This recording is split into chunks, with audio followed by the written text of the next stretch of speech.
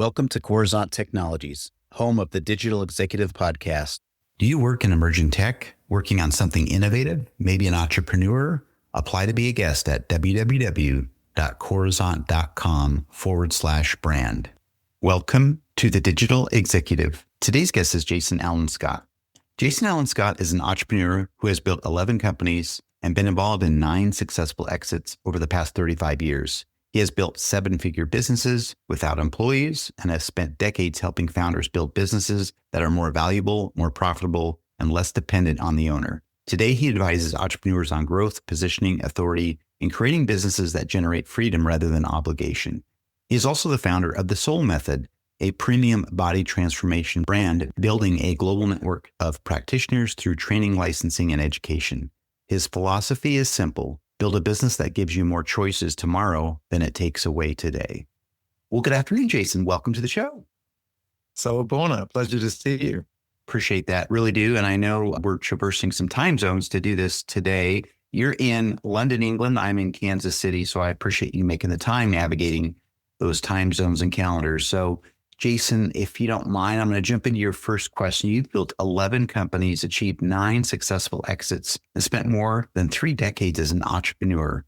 Looking back, what pivotal moments or decisions shaped the path that brought you to where you are today?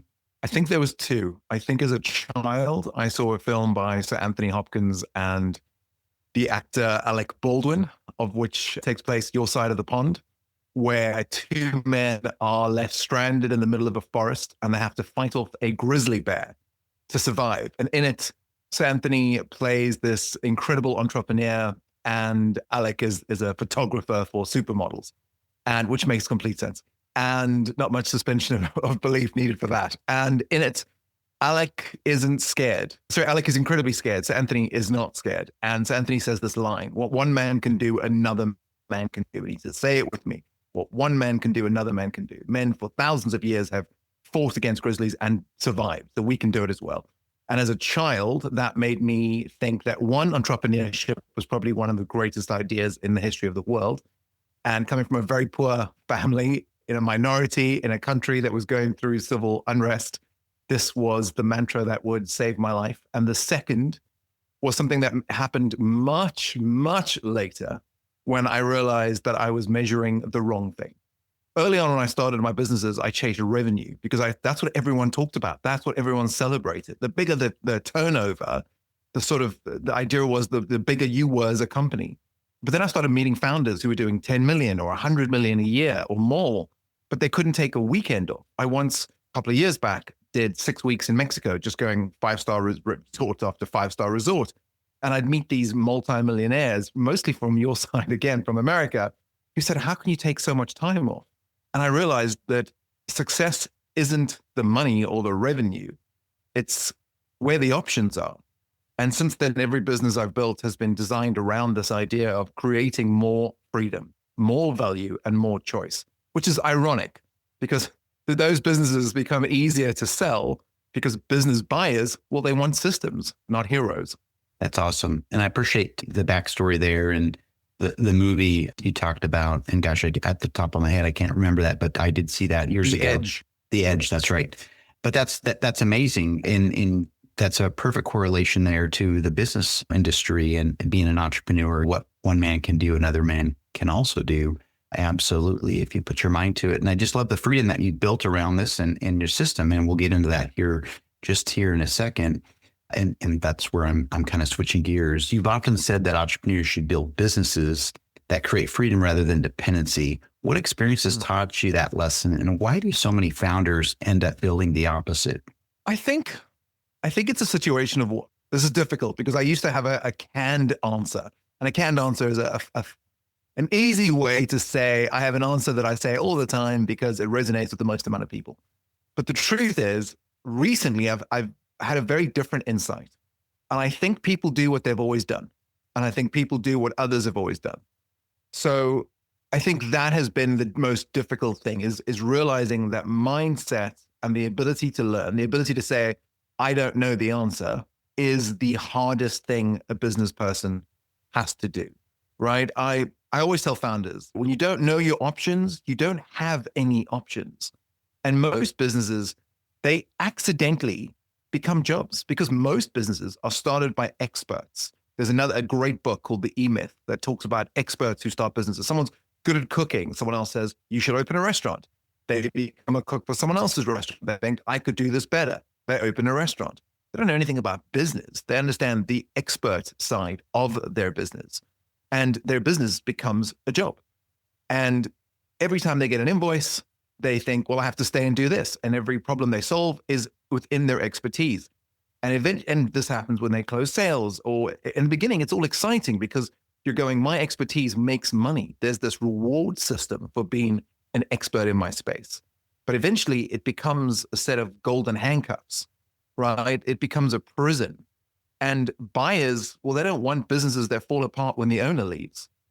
So instead, we should be asking, what does the end of this look like? I say, I'm very good at business. I've got a great track record. I've got a terrible track record romantically. I've had 3 divorces. And that's because in a business relationship, you start at the end. What does the end look like? And in a love relationship, you should be starting every day with what's today look like? And am I willing to change as you change? And it's very different. The one sort of moves forward and the one moves backwards. So I talk about systems. I say, how does this grow? How does this get to where it needs to be? What has to happen for this result to be inevitable? And that's where real value comes from. Thank you. And that's absolutely foundationally in all businesses. We talk about that, having a good system, framework, process in place so that when the owner does leave or take some time off, 6 weeks in Mexico, that business is able to continue to churn and run like the owner was still there. So I really appreciate that. And that really helps businesses succeed and thrive in that space. Jason, your latest venture, I want to talk about the Soul Method, takes you into the wellness and aesthetics industry. What attracted you to the market, and how do you evaluate opportunities before committing your time and capital? I'm going to break that up into 2 parts because I think it's an excellent question. It's actually my favorite question.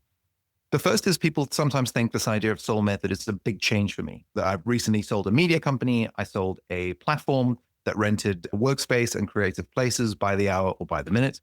But it's the same business philosophy I've applied to every different industry I've been in. I don't invest in something, whether with time or money, because it's fashionable. I look for industries where demand is growing, customers get measurable results, people doing it can be profitable in their businesses, and the model can eventually be licensed or scaled. And Soul Method is exactly that. I'm basically building an operating system behind thousands. I mean, there's more in the US where you are. There are more med spas currently than there are McDonald's. There are 12,500 McDonald's as of this podcast, whereas there are over 14,000 med spas. That means there is a growing need for something. There's an aging population. And yet there are people that start these things and don't know how to turn it into a profitable business because the business side, again, is missing. And I think there's a real opportunity to help people help themselves, their families, and their communities by adding all the stuff that I've done previously to what is basically a gym. And I've worked in gyms before. I have happened to have worked and built as be part of Times Place, which eventually sold to Sir Richard Branson, which became Virgin Active Gyms. And I look for a formula. I have an exact formula for what I think a perfect business is. Unique, sticky, expensive air. It needs to be in a category where you are not compared to someone else. There's a great book called The 22 Immutable Laws. It is the law of category. It is chapter 2. And it talks about that someone should think of you as being the only one in that space. It needs to be sticky. You want to sell to someone once and they just keep buying. You don't have to keep selling to them again and again and again and again. You want it to be expensive because you want the profit margin so great that you care more about every single sale. But also you've got buffer. I once sold medtech equipment, and I had a medtech company that I built for my dad back in 2008, which we sold in 2023. And my dad, a decamillionaire, now lives on an island in Mauritius. And the idea was very simple. You'd buy a machine from us for 25 grand. We'd spend 3 days with you. We'd help you make 50 grand, and you'd go and tell everyone. We bought those machines for 12 grand. So we had a lovely profit margin to be able to help. 20 locations later, we managed to sell that company to a big medical company. So I think that's what I look for. Unique, sticky, expensive, and then air. What does air mean?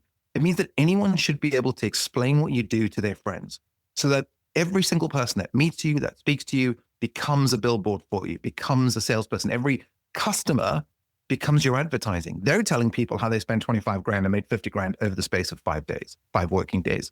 That didn't work on weekends. And we opened the very first Medi Spa in the Hamptons. We flew all across the US. We did Asia, we did the UK, we did Europe. And it was just this idea of one by one by one, unique, sticky, expensive air. And every business I've created, bar one, I built as I said, a marketplace for spaces. That was very similar to Airbnb. It wasn't that unique. It was very similar to Peerspace in the US. It wasn't that unique. There were quite a few other examples of the same idea. I just did it in a unique way. So that was kind of my way of separating myself from the herd. It's amazing. Thank you.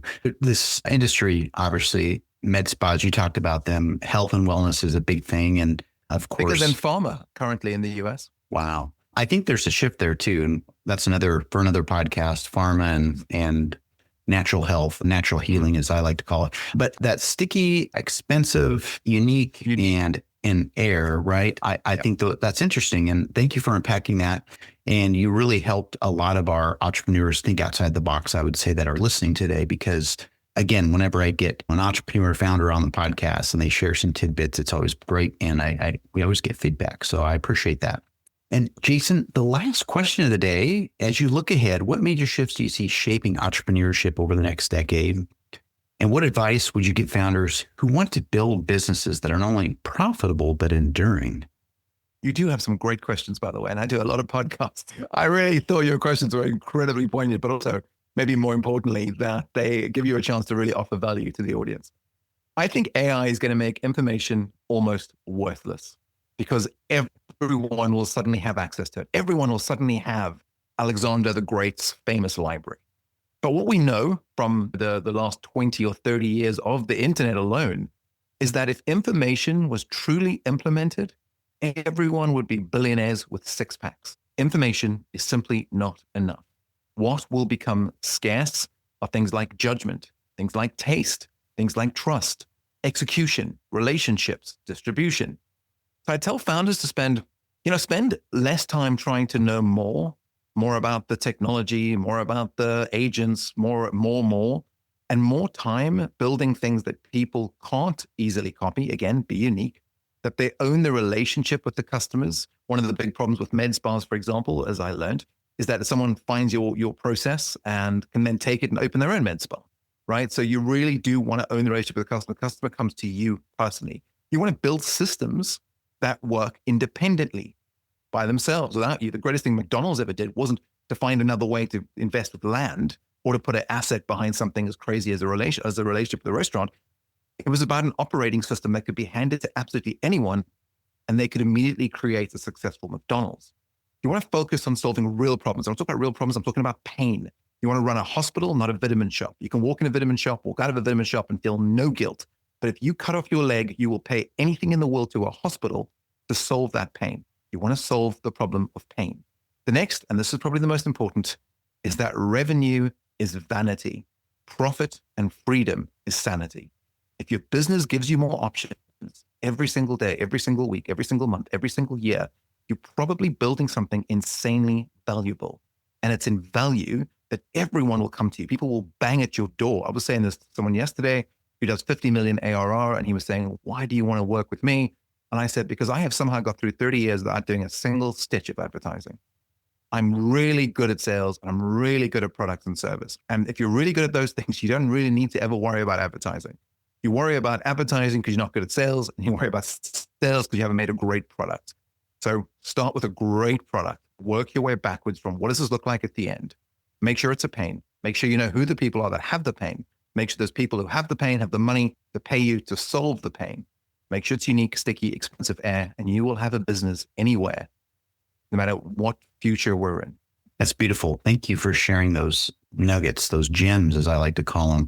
And then you said revenue is vanity, but profit and freedom is sanity. Sanity. That's right. That's awesome. I thought that was really cool. And again, absolute gems today. And of course, we know this, if you can help people find a solution for their pain, that's kind of where the sales come together. And we've heard many of sales leaders and entrepreneurs talk about the same thing, but you put everything so succinctly today, and I really appreciate it. And I know my audience will as well. So thank you, Jason. It was certainly a pleasure having you on today, and I look forward to speaking with you real soon.